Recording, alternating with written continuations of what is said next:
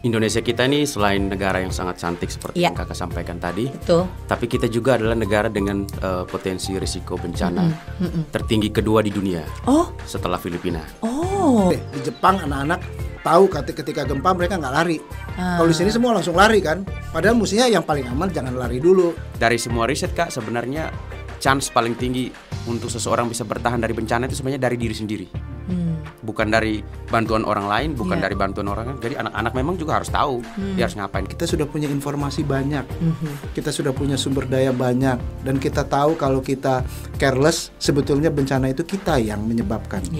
Jadi kalau bencana itu kita menyebabkan, kenapa enggak kita berusaha untuk mengurangi risikonya.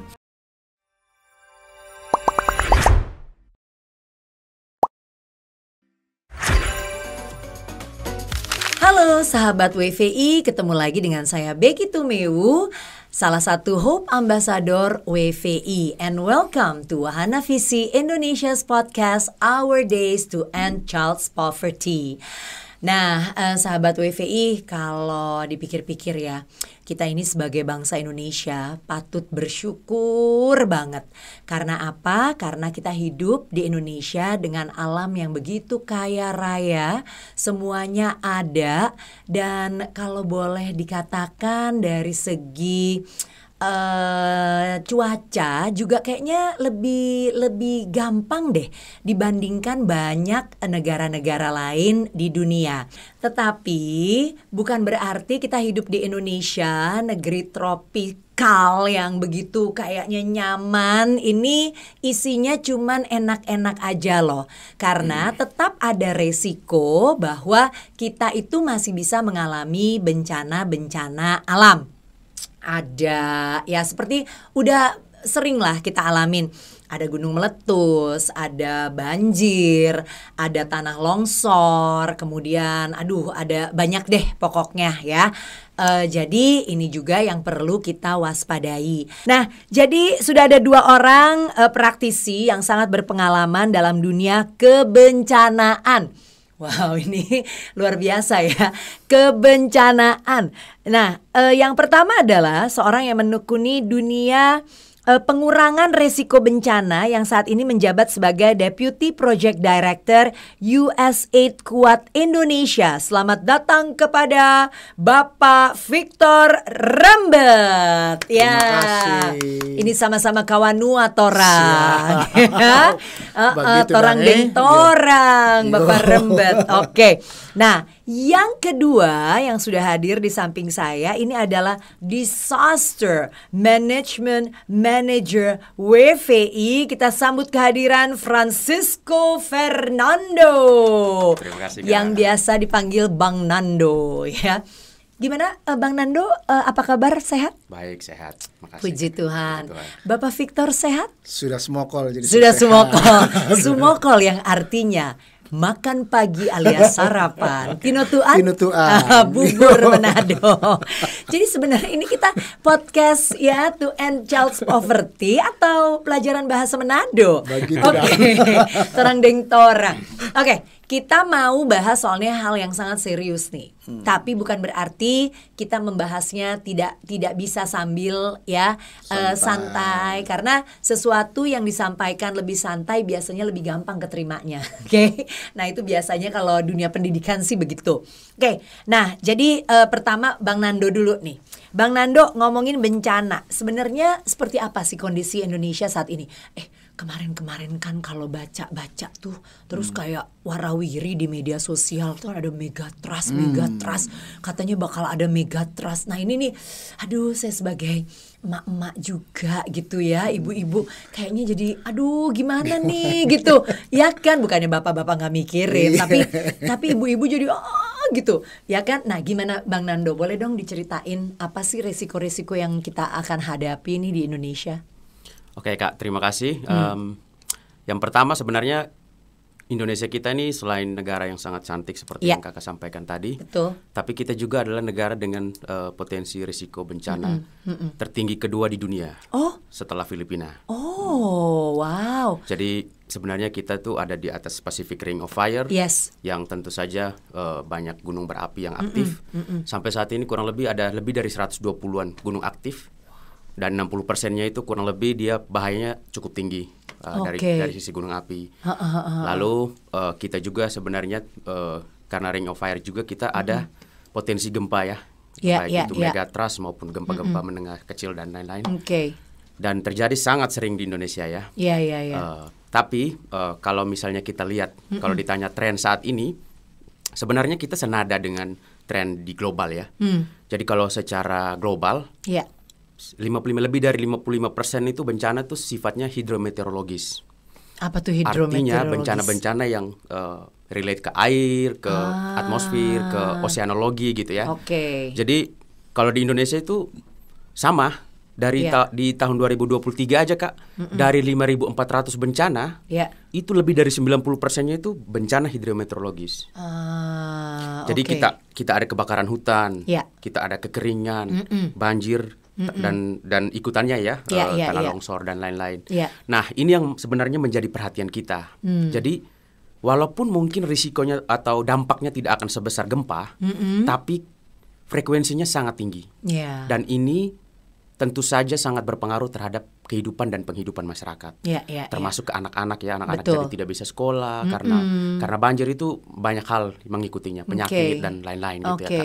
Nah jadi tetapi yang terakhir tentang megatrust itu, nah sebenarnya tadi ya kalau teman-teman BMKG itu memprediksi ada dua lempeng dari 13 lempeng yang sebenarnya potensinya paling tinggi, yaitu di Sunda Strait atau Selat Sunda dan juga di Mentawai Siberut.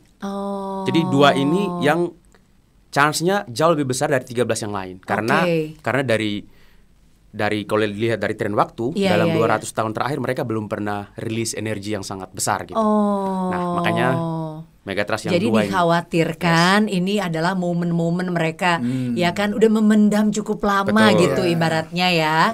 Jadi mau meledak sekarang nih gitu, itu yang dikhawatirkan. Nah, jadi bukan sekarang karena memang nggak bisa diprediksi. Bukan sekarang. Jangan panik ya. Tapi chance-nya cukup besar gitu ya, dilihat dari tren-tren sejarah historisnya gitu kan. Oke, Bang Nando. Terima kasih, ntar kita lanjut lagi. Nah, kalau Pak Victor, berarti Pak Victor dengan adanya bencana-bencana ini, Pak Victor kan juga dalam bidang ini ya, penanganan bencana dan lain-lain. Nah, dampaknya ke anak-anak nih Pak, seperti apa? Tadi Bang Nando udah sempat sampaikan, tapi secara lebih detail, gimana Pak Victor? Dampak terhadap anak-anak ada dua ya, mungkin fisik dan non fisik. Betul. Dan anak ini masuk dalam paling tidak ketika praktisi bencana ada kelompok rentan itu ada 4 anak, lalu perempuan khususnya perempuan hamil, lalu penyandang disabilitas dan lansia. Saya bentar lagi masuk lansia, jadi saya termasuk kelompok rentan. Nah, tapi bicara tentang ini memang anak itu masuk dalam kelompok rentan dan kalau fisik sudah tentu ketika mereka melakukan upaya-upaya penyelamatan diri sangat terbatas, sehingga mereka akan bisa dengan mudah menjadi korban. Nah, itu yang fisik ya. Tetapi mungkin yang terjadi bukan cuman bukan cuman ancaman fisik yang utama, misalnya terkena gempa, banjir. Tapi ada juga yang namanya secondary. Contohnya ketika kita sekarang sepakat tidak memberikan susu formula kepada anak-anak karena itu bisa terjadi ancaman sekunder. Akibatnya terjadi segala macam persoalan dengan diare dan semua itu betul. Lalu kemudian karena nggak biasa ya Pak Victor ya. Dan jadi kayak ada berubah gitu kan. Dan memang tidak boleh. Tidak boleh. Itu kita sudah sepakat ya semua. Dan kemudian seringkali maaf teman-teman yang berbaik hati itu menyerahkan mie instan, itu juga nggak benar ya. Dan artinya kita harus bicara ini ada secondary hazardnya dan kerentanan anak di situ ya. Tapi itu juga bisa terjadi kepada lansia. Nah itu yang fisik. Tetapi yang non fisik adalah ketika mereka melihat keluarganya terdampak bencana. Maaf, ibu atau ayahnya meninggal, kakaknya meninggal, lalu kemudian melihat situasi yang begitu menakutkan. Atau rumahnya rusak, rumahnya hancur, tidak bisa ditinggali lagi dan harus mengungsi. Itu aspek psikososialnya yang sangat berdampak ke mereka. Lalu aspek psikososial yang lain adalah ketika mereka kehilangan tempat bermain. Sudah tentu mereka harus ke pengungsian itu nggak ada yang suka. Betul. Hari pertama mungkin senang, ada psikososial nyanyi-nyanyi, tapi berapa lama mereka bertahan? Benar. Dan yang paling mungkin harus kita sama-sama melihat ini adalah dampaknya ketika mereka kehilangan pendidikan. Kehilangan waktu bersekolah, bukan pendidikan. Betul. Ketika sekolahnya hancur dan semua dan mereka di gimana, itu betul-betul itu kan rutinitas yang sudah biasa mereka pagi sekolah, dan ini makanya kita bicara yang lain secara khusus anak-anak itu ada yang namanya SPAB, Satuan Pendidikan Aman Bencana. Itu buat sekolah maupun madrasah dan semua kita lakukan bersama Kementerian Agama, Diknas, dan kemudian sekarang Dikdasmen itu bersama-sama melakukan itu dan semua penggiat anak. Tetapi kita ingin bahwa sekolah ini harus pertama sejarah mencatat bahwa di Indonesia bencana-bencana besar tidak terjadi pada jam sekolah. Puji Tuhan, alhamdulillah Di Aceh tsunami itu hari Minggu. Di Jogja itu jam 6 pagi sebelum terjadi bencana, dan di tempat lain. Bayangkan kalau terjadi seperti di Cina. Di Cina itu ribuan anak mati. Nah itu, tapi bukan itu aja. Kita bicara makanya Satuan Pendidikan Aman Bencana itu penting sekali. Kalau mereka kemudian pun tidak bisa melanjutkan persekolahan mereka, itu juga merupakan suatu hal yang sangat berdampak kepada jadi anak. Itu adalah bentuk musibah yang beda gitu ya, yang lain ya. Karena jadinya nanti anak-anak juga kehilangan kesempatan untuk menjadi lebih pintar tepat waktunya gitu ya. Traumatis lah gitu ya. Iya, traumatis. Jadi saya ingat juga tuh waktu itu saya ke Jogja, selain mengantarkan tilam kasur itu, tim WVI itu membawa perpustakaan yang di kendaraan itu loh, mobil sahabat anak kan? Iya betul, mobil sahabat anak ya, MSA. mobil sahabat anak, supaya ya anak-anak itu masih tetap bisa getting familiar with the situation deh, dengan ada bacaan dan lain-lain gitu ya. Jadi itu yang juga perlu dipikirkan ya Pak Victor ya, bahwa ada trauma yang jauh bisa lebih berbahaya daripada sekedar ya trauma fisik gitu ya. Oke, nah sekarang ini nih, istilah pengurangan risiko bencana atau PRB. Buat saya aja, Pak, Bang Nando, ini adalah satu istilah yang tidak familiar betul. Ya. Nah, ini kan yang ingin disosialisasikan dan diedukasikan kepada masyarakat, termasuk melalui podcast ini. PRB. Apa ini PRB? Nah, nanti yuk mari. Ini jagonya nanti akan ngomong, saya. Oke. Mungkin saya karena lebih tua aja. Iya, Nah, silakan. PRB itu makanya pengurangan risiko bencana, tidak pengurangan risiko bencana alam. Karena PBB, lembaga PBB namanya UNDRR itu sudah mengatakan tidak ada lagi istilah bencana alam. Hanya menyebut bencana, makanya pengurangan risiko bencana. Kalau misalnya alam itu lebih kepada hazard atau ancaman. Kalau bicara tentang gempa, banjir, angin puting beliung, gunung api, itu ancamannya. Tetapi bencananya adalah ketika manusia yang tinggal di daerah tertentu sudah terdampak. Baik terdampaknya itu kita bicara ada dua indikator ya, damage and loss, artinya kerusakan dan kerugian. Nah, kerusakan itu berapa jumlah jiwa yang meninggal, dan kemudian kerugian sudah tentu usaha dan semua. Nah, jadi memang kalau kita bicara pengurangan risiko bencana, kita tidak bisa mencegah bencana terjadi. Betul. Tetapi kita bisa mengurangi risiko dan dampaknya. Caranya gimana? Misalnya kalau bicara anak-anak, ya anak-anak semakin banyak diberikan pelajaran. Misalnya Jakarta ini kan, Jakarta ini ternyata bukan cuma megatrust. Jakarta itu sudah 1790, 1830, 1903 itu gempa besar menghancurkan Jakarta. Tinggal tunggu waktu nih kalau hitungan 100 tahun ya. Nah, oleh karena itu anak-anak di Jakarta atau sekitarnya, kita bicara ini anak Jakarta dan sekitarnya, harus juga disadarkan tentang bahaya gempa di Jakarta. Sekolah-sekolah harus aman. Nah, kita itu pengurangan risiko bencana adalah kesiapsiagaan anak-anak di sekolah buat simulasi gitu ya. Itu kesiapsiagaan.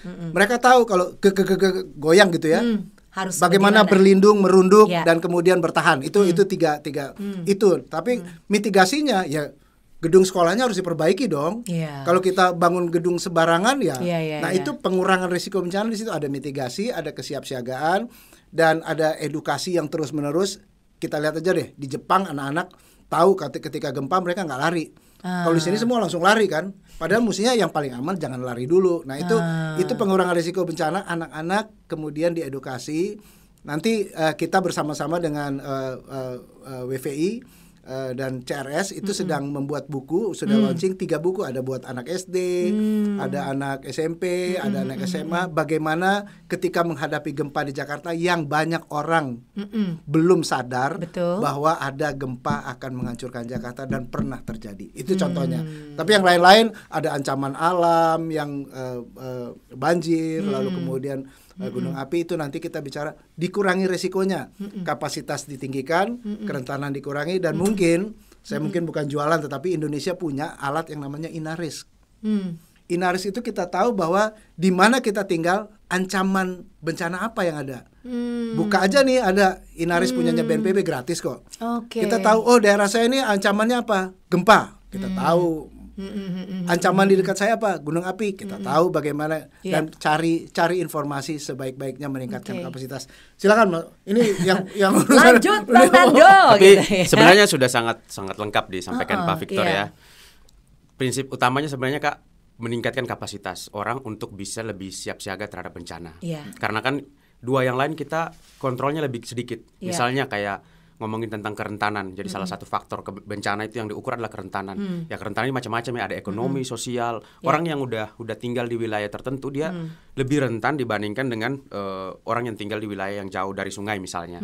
Nah, jadi karena itu kompleks untuk diatur, yang paling mungkin itu kita meningkatkan kapasitas dengan tadi disampaikan Pak Victor ya, edukasi, kesiapsiagaan, dan pemerintah sebenarnya udah punya banyak program ya. Salah satu kalau di desa itu namanya Desa Tangguh Bencana ya, Destana gitu. Bagaimana mereka secara kolektif ya di desa itu mempersiapkan diri terhadap ancaman-ancaman bencana yang ada gitu. Kurang lebih seperti itu sih Kak. Oke. Nah, berarti tuh kalau kayak kebakaran ini aja nih ya kan, karena tadi Pak Victor mengatakan sekarang udah nggak disebut bencana alam nih, tapi bencana. Nah, kalau kayak kebakaran kan perlu tahu juga ya Pak Bang Nando ya. Betul. Kita mesti kayak gimana gitu. Banyak orang bahkan yang ada api malah melakukan sesuatu yang justru membesarkan api tersebut. Nah, apakah hal-hal yang seperti ini termasuk? Iya, makanya kita tahu kan itu kalau di Inaris itu misalnya ke Tambora kelihatan itu. Resiko yang paling tinggi apa? Kebakaran. Jadi tugasnya komunitas tadi yang dikatakan bisa desa tangguh bencana, bisa kampung tangguh bencana, membuat kelompok-kelompok warga yang bisa mengurangi resiko itu. Jadi mereka tahu. Jadi nggak usah panik. Sudah punya ini kelompok siaga bencana namanya KSB ya. Kelompok siaga bencana di situ bagaimana caranya mematikan api, tapi kemudian juga ada edukasi. Jangan terlalu banyak taruh colokan listrik kemana-mana, itu kebakaran juga. Betul. Lalu yang kayak gitu-gitu akan perlu. Jadi menurunkan resikonya gitu dengan keteraturan ya. Dan ada KSB-nya, kelompok siaga bencana diharapkan. Itu bisa terjadi bukan cuma di kampung. Sekarang ada kita buat namanya rumah ibadah tangguh bencana, gereja, masjid, pura. Karena bisa kalau tadi yang sekolah itu anaknya sekolah ada, tapi pemerintah Indonesia baru saja bulan lalu launching itu namanya rumah ibadah tangguh bencana. Jadi bagaimana ketika kita nggak pernah tahu bisa terjadi di hari sesuatu, Minggu, pas sholat Jumat. Nah itu artinya semua sama. Jadi saat manusianya banyak gitu ya. Kak Becky ini bilang kan tadi misalnya kalau kebakaran, tapi bukan cuma kebakaran di setiap tempat publik. Nah ada juga pasar tangguh bencana. Jadi semuanya mari kita berusaha untuk ada kelompok siaga bencana dimanapun kita berada. Wow, bagus banget tuh, mesti ada kesadarannya. Nah, sekarang Bang Nando nanya nih ya, kan memang tadi udah kita bahas bahwa Indonesia ini ternyata di balik si kolam susu yang menyenangkan itu, kan ternyata memang banyak sekali ya resikonya. Dan saya tuh baru aware loh, baru nih tahu bahwa ternyata kita ini ada di peringkat 2 gitu ya untuk bencana ini. Nah, berarti yang saya mau tanyakan adalah apa sih Bang Nando tantangan terbesar untuk mengedukasi dan mensosialisasikan kepada masyarakat tentang hal ini? Baik, makasih Kak. Jadi kalau pertama kita lihat persepsi ya. Bencana itu dilihat dari perspektif yang berbeda. Ada yang melihat itu sebagai takdir, ada yang melihat itu sebagai hukuman, dan ada juga yang melihat itu sebagai sesuatu yang sebenarnya bisa dimitigasi begitu. Nah, kelompok yang melihat itu sebagai mitigasi ini sebenarnya masih sangat sedikit Nah, mungkin tantangan utamanya yang pertama ya, peningkatan kesadarannya ini masih sangat terbatas. Nah, kita masih lebih cenderung reaktif dibandingkan untuk mencegah gitu. Betul. Walaupun sekarang pendekatan-pendekatan yang sedang dilakukan seperti aksi antisipatif itu udah mulai ditingkatkan secara global gitu. Nah, tapi yang kedua lagi menariknya, Indonesia ini kan negara kepulauan ya Kak. Aku sih ngelihatnya dari sisi akses terhadap informasi. Jadi infrastruktur kita itu membutuhkan biaya yang sangat besar. Beda kalau negara sebesar India, Cina, Amerika itu daratan semua ya.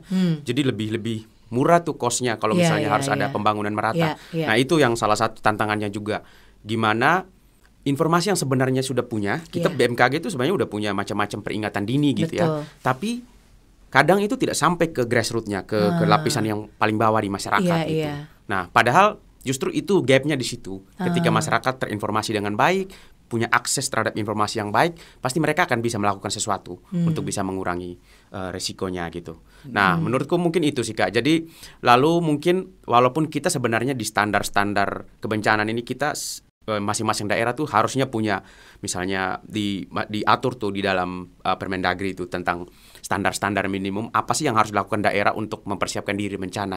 Nah, cuman kan memang itu ya, kapasitas sumber daya, bagaimana melatih saja masyarakat itu pun sangat minim gitu dari sisi kebencanaan. Nah, ini yang mungkin membutuhkan semua pihak gitu. Baik itu tokoh agama, tokoh adat, tokoh masyarakat, harusnya semua ini ngomongin bencananya harus sesuatu topik yang umum gitu loh Kak. Benar. Bukan karena tiba-tiba ada mau bencana terus orang ngomongin bencana. Betul. Nah, ini harusnya tuh obrolan di warung kopi, obrolan di mana-mana. Gimana sudah sih kita cara? Sudah menjadi bagian dari mental ya. Betul. Pembangunan mental. Betul Kak. Supaya kesadaran yang tadi kan pertama kesadaran, kedua adalah akses dari informasi. Ini kan disebabkan oleh ya infrastruktur yang juga sulit untuk dibangun, apalagi memang kita negara kepulauan. Kemudian yang tadi ketiga, bagaimana mensosialisasikan supaya ini bisa menjadi bahan obrolan atau jadi ya pembangunan kesadarannya juga jadi lebih ada gitu ya. Oke. Nah, Pak Victor balik lagi. Pak Victor, banyak juga masyarakat yang mengatakan bahwa kayak PRB ini ya, pengurangan resiko bencana. Bahkan banyak yang nggak aware atau nggak kenal dengan istilah PRB ini kan, karena mereka berpendapat atau berpikir atau bahkan nggak sempat mikirin gitu, dan mereka taunya cuman ini kan urusan pemerintah gitu. Ya, nah itu gimana Pak?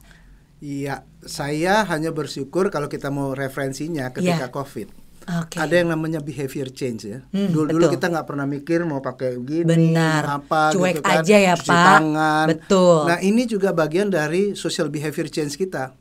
Bahasa Inggris susah apa ya. Pokoknya perilaku sosial kita harus diubah gitu ya. Perubahan perilaku sosial. Memang ironisnya biasanya masyarakat yang pernah terdampak baru tahu bahwa bencana itu sangat merusak. Tetapi kan bencana itu ada, gitu kan. Padahal kita kan bicara nih, kalau kita topiknya ini ya, poverty itu kan bukan hanya bicara tentang kekurangan makan atau apa, tapi kita bukan bicara hanya soal kemiskinan ya di bagian big itu. Dreamnya Indonesia kan generasi emas 2045. Dan bencana itu menurunkan bukan cuma sisi-sisi ekonomi, tetapi juga sisi-sisi pembangunan manusia. Yang kemudian kita bicara ini bukan sesuatu yang sekedar hanya ketika terjadi bencana kita kasih berbagai macam bantuan. Itu reaktif tadi yang dikatakan oleh. Tapi mari kita lihat bencana sebagai kita hidup di daerah bencana. Mari kita sama-sama punya tadi bahasa kerennya behavior change kita ya. Kita harus mengubah perilaku kita. Nggak usah repot-repot kok, dari dulu aja orang tua kita punya wise word itu, sedia payung sebelum hujan. Nah, itu sekarang udah nggak pernah kedengaran. Karena mungkin kalau hujan kita larinya kemana gitu ya. Atau anak-anak sekarang kalau hujan bermainlah hujan, bukan gitu ya. Nah, ada banyak kearifan lokal yang bisa kita pakai. Lalu kemudian cerita-cerita.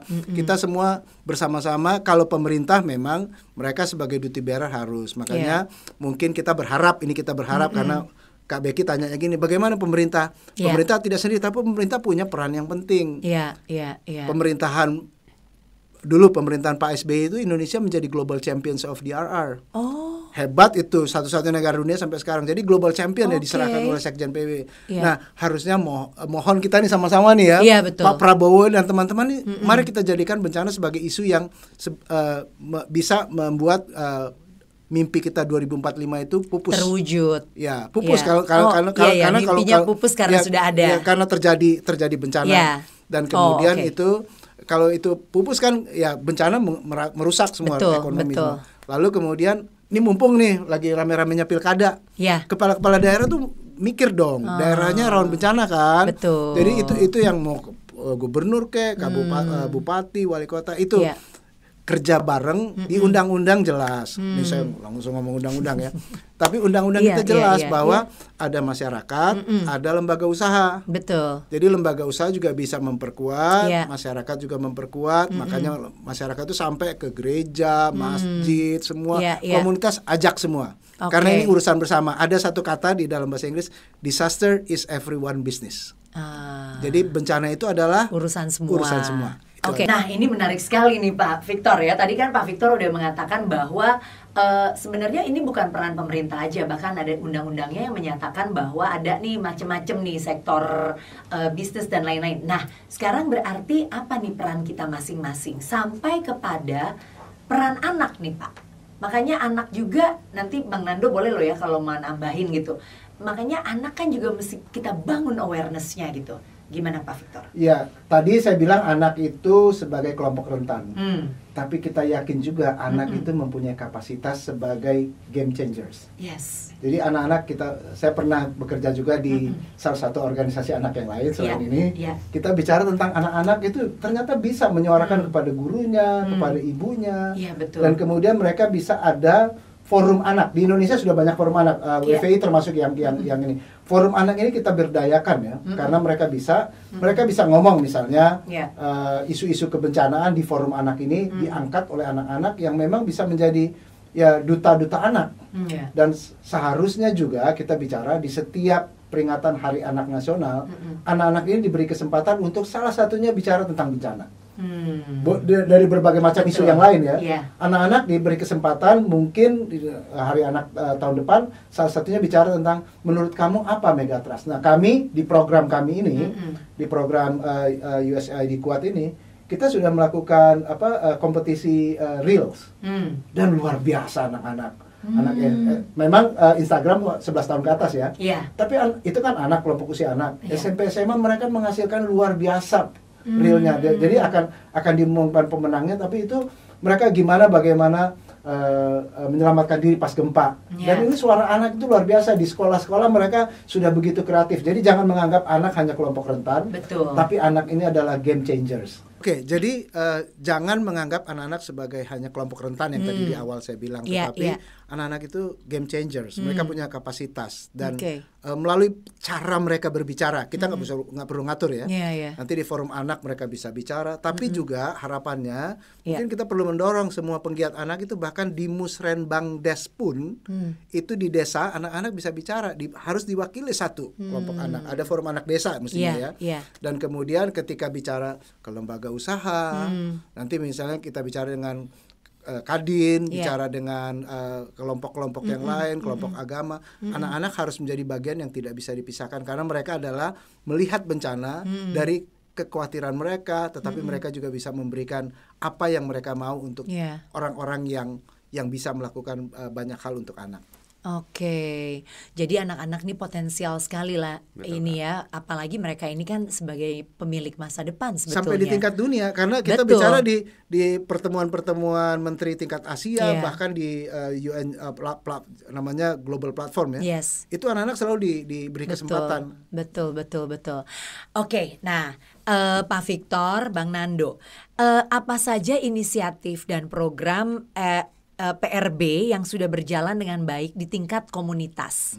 Ini bisa diceritain ya, apa yang sudah menjadi contoh nyata dan pencapaian yang seperti apa? Nah ini dia, Bang Nando mungkin mau mulai, silakan. Oke, jadi kalau di Indonesia sih sebenarnya Wahana Visi Indonesia sendiri fokus yang kami sebut dengan pencegahan bencana berbasis masyarakat. Nah, itu memang kita tetap mengadopsi program-program pemerintah, Kak. Misalnya tadi Destana. Jadi Destana ini kan sebenarnya program yang dicetus oleh pemerintah untuk mempersiapkan desa. Baik desa ini punya tim siaga bencana, kelompok siaga bencana, lalu mereka memetakan kerentanan yang ada di sekitar desa mereka, hazard atau bahaya yang paling tinggi apa, lalu siapa harus melakukan apa ketika terjadi bencana. Nah, ini program-program Destana ini sebenarnya masih belum terlalu banyak sebenarnya Pak ya, yang dilakukan oleh masing-masing desa, karena desa kita kan banyak banget ya, 30 ribuan lebih atau berapa ya. Tapi dari sekian banyak itu masih banyak. Jadi memang butuh sekali banyak orang untuk juga mendukung langkah-langkah pemerintah ini, mendampingi Destana. Nah, selain itu kita juga punya di level sekolah namanya SPABK ya, Satuan Pendidikan Aman Bencana tadi. Nah, ini rata-rata teman-teman NGO yang bergerak di kebencanaan pasti kita punya program ini. Nah, jadi ini dari sisi preparedness-nya atau pencegahannya gitu. Nah, itu yang sebenarnya dua. Nah, tapi kita juga sebenarnya punya beberapa proyek-proyek yang durasinya singkat, seperti salah satunya proyek yang saat ini dikerjakan Pak Victor dan teman-teman, ada Kuat, ada juga Noken misalnya kayak di teman-teman di Papua itu, fokusnya ke konflik sosial Kak, bencana konflik. Jadi bagaimana mereka memetakan kira-kira indikator, lalu siapa yang harus melakukan apa ketika terjadi bencana konflik. Nah, bencana konflik sosial ini. Jadi sebenarnya masih banyak hal yang kita lakukan, termasuk juga mengedukasi lewat sosial media, apalagi tadi anak-anak. Betul. Karena dari semua riset Kak, sebenarnya chance paling tinggi untuk seseorang bisa bertahan dari bencana itu sebenarnya dari diri sendiri, bukan dari bantuan orang lain, bukan dari bantuan orang lain. Jadi anak-anak memang juga harus tahu dia harus ngapain, karena dari sejarah-sejarah itu tuh yang paling bertanggung jawab terhadap keselamatan diri, chance-nya paling besar itu diri sendiri gitu. Nah, itu sih mungkin salah satu yang bisa. Iya. Oke, nah Pak Victor gimana? Kalau kita memang di Indonesia sebetulnya sudah cukup maju ya, karena kita punya yang namanya setiap tahun itu KNPR-BBK nih singkatan lagi, Konferensi Nasional Pengurangan Risiko Bencana Berbasis Komunitas. Dan waktu COVID jadi ribuan pesertanya karena online. Betul. Artinya ini sudah terekspos ya. Jadi ada kemudahan ya. Ya, komunitas-komunitas itu diajak, tapi memang topiknya sangat beragam. Artinya masing-masing komunitas itu untuk meningkatkan kesiapsiagaan, mitigasi. Nah, salah satunya di program USAID Kuat ini kerjasama dengan Wahana Visi dan CRS Miyamoto, kita buat sesuatu yang masyarakat ada namanya dana yang menolong mereka ketika terjadi bencana. Tapi memang cara pandangnya adalah memakai kebanyakan yang tertarik itu perempuan, tidak semuanya ya. Karena ibu-ibu lebih mikir anaknya. Dan seperti program ASKA-nya Wahana Visi ya. Program ASKA itu ibu-ibu menabung. Jadi mereka ada seperti arisan menabung dana untuk kemudian bisa melakukan sesuatu ketika terjadi kebutuhan yang tak terduga. Salah satunya bencana. Lalu kemudian juga teman-teman di CRS yang kami konsorsium Catholic Relief Service itu juga melakukan program yang sama, namanya SILK di daerah Kabupaten Bogor. Kalau Wahana Visi di Tangerang dan di Pluit, Cilitan itu kita bersama-sama. Kita ajak kerjasama bahkan sampai ke tingkat level di kelurahan. Ada ibu-ibu PKK, Dasawisma, itu ibu-ibu itu terlibat dengan luar biasa. Dan kemudian juga usaha kecil di lokasi tersebut itu juga komunitas kan. Misalnya usaha mikro. Kita juga pikir asuransinya bagaimana. Kalau misalnya terjadi kebakaran, ternyata ada juga asuransi mikro yang menolong usaha. Misalnya tukang bakmi, dia hanya membayar 50.000 setahun, bisa diganti 5 juta. Kan itu bagus sekali kan. Nah, yang kayak gini-gini ini komunitas. Jadi mungkin pemerintah tidak mungkin untuk sampai ke level ini, tetapi di level grassroots ini kita kerja barengnya cukup baik dan kita laporkan kembali ke pemerintah. Dan inilah cara bicara tentang multi helix itu, kita bekerja sama. Komunitas harus kuat karena komunitas itu istilahnya pakai bahasa Inggris lagi, first responders. Ketika terjadi tsunami di Mentawai, kapal angkatan laut tercepat baru bisa sampai ke sana 36 jam. Tapi masyarakat di desa tetangga bisa langsung sampai ke situ kurang dari 10 jam. Itu komunitas kekuatan. Betul. Jadi yang paling bisa respons gitu ya, itu adalah memang komunitas dan masyarakat. Nah, Pak Victor, ini pertanyaan berikutnya. Bagaimana kolaborasi antara pemerintah dengan organisasi seperti Wahana Visi Indonesia dan komunitas lokal dalam melakukan atau menerapkan PRB ini? Iya.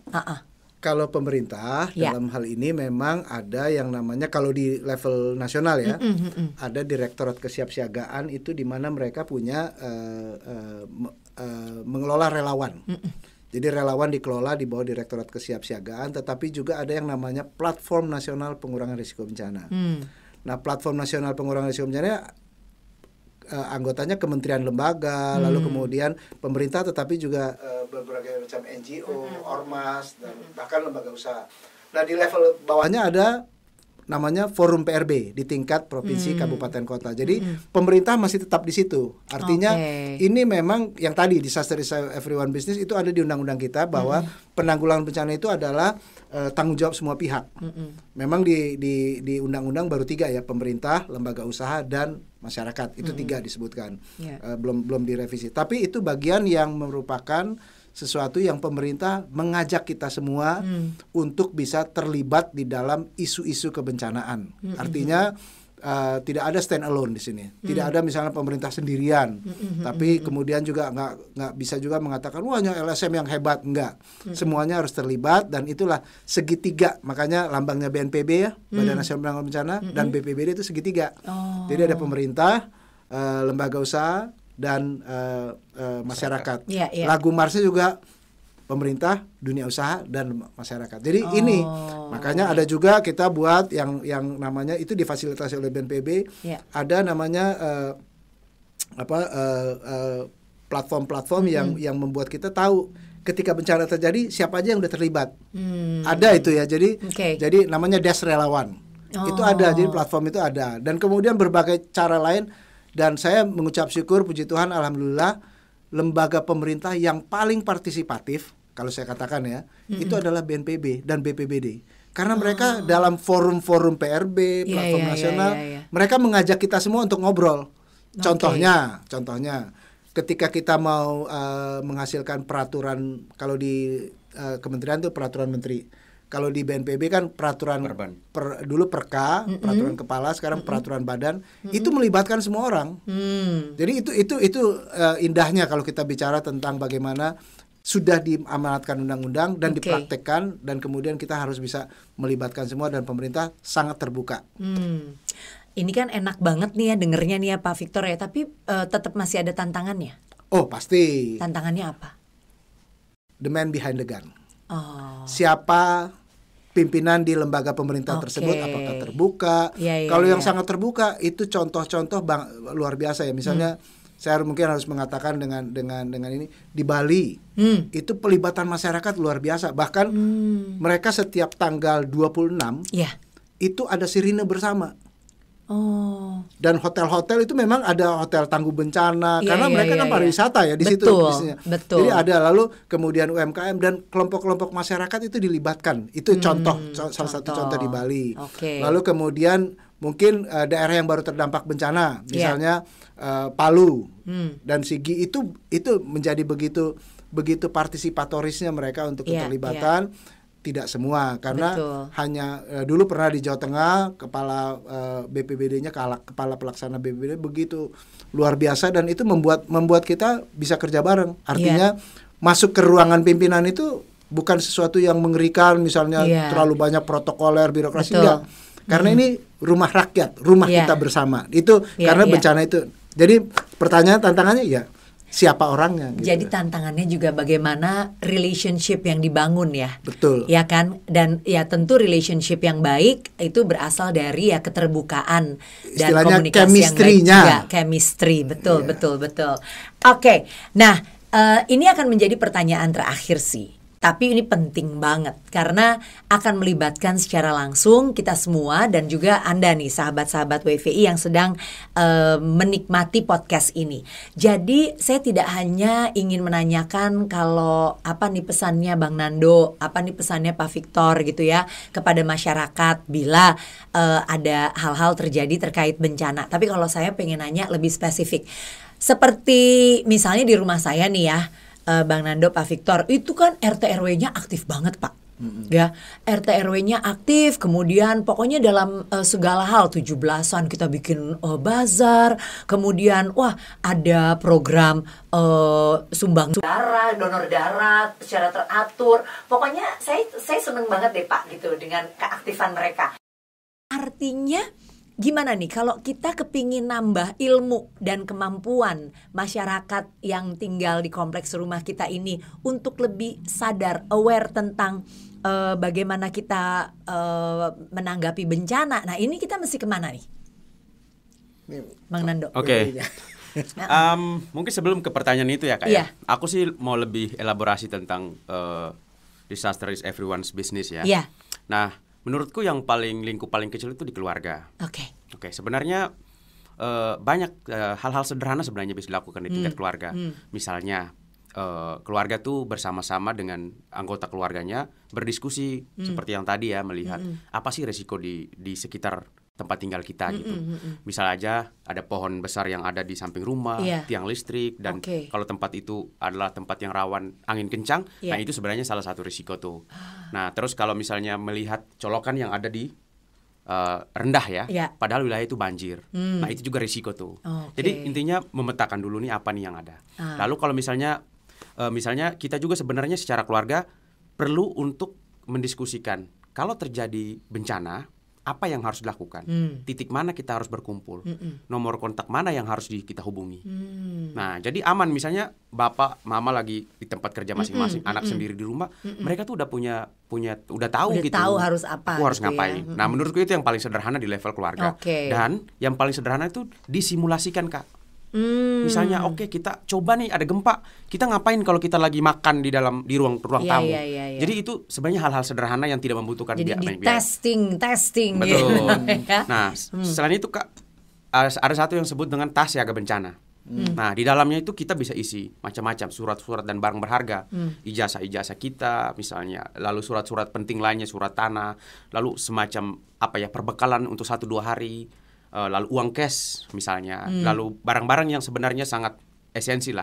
Dan tas ini idealnya satu orang punya satu tas dan disimpan di tempat yang mudah dijangkau. Jadi ketika bencana orang tinggal ambil tas jalan gitu.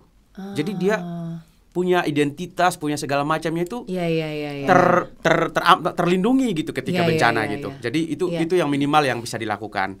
Nah jadi menurutku di level keluarga itu selain itu kita juga perlu memikirkan asuransi. Jadi rumah ini kan investasi yang paling mahal ya kalau menurut saya Kak ya. Jadi sebenarnya tuh kita tuh banyak opsi-opsi asuransi rumah. Nah ini kan sebenarnya kita mentransfer risiko nih, apalagi di wilayah-wilayah yang rawan gempa. Jadi itu perlu dipikirin, aku perlu nggak sih asuransi rumahku gitu ya. Jadi ketika ada bencana, nggak semua uang tabungan kita habis untuk membangun kembali rumah, tapi kita punya sesuatu yang bisa risiko itu bisa kita transfer ke pihak yang lain. Nah, kalau yang tadi pertanyaan tentang siapa yang harus saya hubungi ini sebenarnya macam-macam ya Pak Fik ya. Ada tadi disebut tadi, tapi paling sering yang paling ada itu yang hampir pasti ada itu Badan Penanggulangan Bencana Daerah BPBD. Jadi sebenarnya ada staf-staf di divisi-divisi tertentu yang punya tugas untuk memberikan edukasi ke masyarakat. Nah, jadi mungkin tinggal disepakati aja di kompleks itu kita mau belajar tentang apa sih gitu. Nah, tinggal nanti pun dari kalau misalnya mereka tidak punya orangnya, bisa aja mereka mereferensikan ke pihak-pihak lain. Mungkin itu Pak Fik ada tambahan? Iya, kalau siapa yang menghubungi, hubungilah yang berbaju orange gitu ya. Karena orange ini warna bencana, bukan warna fisik.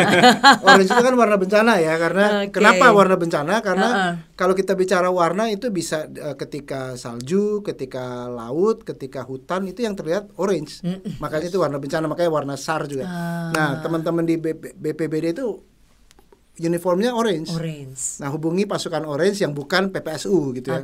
Ya, tapi ketika kita bicara, saya setuju BPBD itu selalu punya divisi yang bisa berbagi. Tetapi saya mungkin lebih baik kita juga bisa melihat ada elemen lain. Misalnya kalau misalnya kita melihat di forum itu forum PRB di setiap kabupaten, sebetulnya juga ini kalau diturunkan, tapi belum semua perlu di paling tidak yang pertama ke BPBD. Kalau ada forum di kabupaten, kota itu penting.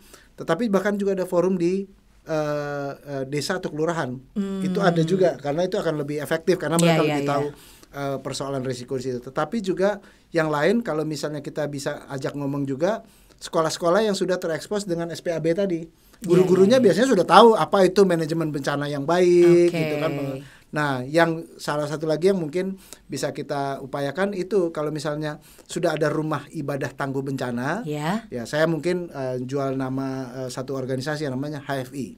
HFI itu Humanitarian Forum Indonesia, itu WVI anggotanya itu kelompok antaragama. Jadi bisa kontak HFI karena HFI itu sampai di semua. HFI itu anggotanya Muhammadiyah, NU, lalu kemudian Dompet Duafa, yang Kristennya juga masyarakat. Jadi memang bersama-sama mereka bisa untuk memberikan pelatihan-pelatihan. Misalnya dulu contoh ya, karena saya dulu di Grogol itu Dompet Duafa kerjasama dengan Muhammadiyah, kelurahan kita latih dan kemudian masyarakat kita latih. Nah, selalu ada banyak channel dan kemudian ya paling sediain aja kopi sama tahu goreng gitu ya, yang gitu-gitu ya, gitu-gitulah. Tahu kriuk. Nah, tapi kan artinya ada. Dan kalau misalnya kita bisa lakukan itu, kenapa enggak? Terima kasih. Pertanyaan itu justru sangat penting buat kita semua ya. Bahwa betul. Bencana itu terjadinya di komunitas. Negara yang besar ini tidak akan bicara bencana kalau misalnya satu orang mati karena bencana di satu lokasi, dan itulah komunitas tanggung jawabnya. Oke, aduh terima kasih Pak Victor, Bang Nando, terima kasih. Iya, soalnya tadi kalau dipikir-pikir gitu ya, kan selama ini saya deh kan mewakili masyarakat gitu. Saya pikir kalau ada bencana udah ada lah ya yang nanti ngaturin kita gitu. Ya, ternyata Bang Nando mengatakan inget loh bahwa ya chance of survival-nya itu adalah memang tergantung diri kita sendiri gitu kan. Artinya memang harus ada kesadaran dari diri masing-masing, karena tiap-tiap pribadi itu kan juga menjadi bagian dari komunitas yang kuat juga gitu ya Pak. Oke, baiklah kalau begitu, terakhir banget nih, jadi harapan untuk anak-anak Indonesia terkait dengan kondisi bencana. Sebagai organisasi yang fokus anak ya, Wahana Visi Indonesia, kita memang sengaja ya untuk mengimplementasikan program-program yang sifatnya pengurangan risiko bencana. Karena kalau kita ngomongin topik to end child poverty, tentu saja bencana ini jadi salah satu elemen yang akan menghambat orang keluar dari kemiskinan. Betul. Jadi bahkan orang yang sudah mulai kelas menengah misalnya, yang sudah mulai merintis karir dengan baik, punya income yang stabil, tapi ketika bencana, chance mereka untuk falling back ke poverty itu sangat tinggi. Ya kan? Jadi, nah bagaimana di setiap program-program kita perlu memikirkan elemen-elemen kesiapsiagaan bencana. Ya, itu sebenarnya kita menginvestasi lebih, tetapi sebenarnya itu lebih untuk melindungi progres daripada pembangunan dan kemajuan secara ekonomi gitu. Jadi mari saya mengajak semua ya, mulai dari orang tua, anak-anak bahkan ya, untuk bagaimana melihat bencana itu sebagai bagian yang penting dalam hidup kita. Nah, supaya kita semakin sadar, kita tahu kita harus ngapain dan apa yang perlu kita kontribusikan untuk memastikan anak-anak khususnya, karena mereka yang akan jadi korban atau menjadi kelompok yang paling terdampak. Mungkin itu dari saya, Kak. Makasih. Thank you, Bang Nando. Pak Victor, silakan. Saya melihat ini timely banget acara podcast ini tahun 2024. Kita ingat 20 tahun yang lalu tsunami menghantam dulukan Indonesia dan berbagai negara lain. Dan itu jangan lagi terulang. Kenapa? Khususnya untuk para penggiat anak, kita sudah punya informasi banyak, kita sudah punya sumber daya banyak, dan kita tahu kalau kita careless, sebetulnya bencana itu kita yang menyebabkan. Jadi kalau bencana itu kita menyebabkan, kenapa enggak kita berusaha untuk mengurangi risikonya? Artinya, ibu bapak tadi saya di rumah ingat seperti itu, siapkan segala sesuatunya, sumber daya. Kalau misalnya selama ini mungkin Anda menggunakan uang untuk nonton 7 kali sebulan, paling enggak 2 kali aja untuk dana bencana itu sudah bagus. Lalu untuk bicara untuk bicara tentang persiapan yang lain, bangun rumah di daerah gempa, tolong perhatikan, lihat apakah struktur bangunannya itu cukup kuat. Lalu Memenuhi kemudian ini ya, mumpuni. Lalu informasi-informasi yang lain sudah terlalu banyak dan mungkin saatnya kita mencari, menggali. Anak-anak Anda adalah investasi masa depan. Anak-anak kita, maaf, saya juga masih punya anak walaupun sudah 25 tahun, tapi anak-anak kita adalah investasi masa depan. Yes, betul. Dan kalau kita bicara sekarang mereka sudah tidak diajar untuk bagaimana survive. Kita bicara Sustainable Development Goals yang luar biasa indahnya. Kita bicara juga tentang generasi emas 2045, itu hanya omon-omon dan angan-angan belaka. This is the time for us to act.